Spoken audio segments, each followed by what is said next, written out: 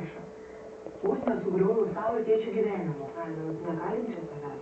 Na, Kas būtų patikėjęs? Nu, bet tai nesakyk. kaip ir kažkada patikėjau, kad mama kedina alkoholį. Arba va, Jėzus, aš patikėjau, kad Gabija ne jo. Kažkaip jūsų šeimai daugiausiai skrivo. Bet tai sužinočiau, kas atrašinėtus, tai visus pirštus nukapočiau po vieną. Tai va, ir neišeina niekaip išsiaiškinti, kas to. O tai ką, kas mūsų ieško? Tai aišku. Ir Pėjus, ir Algimantas, ir Rimantas. Tai ir jokių rezultatų. Protingas tas rašinėtojas.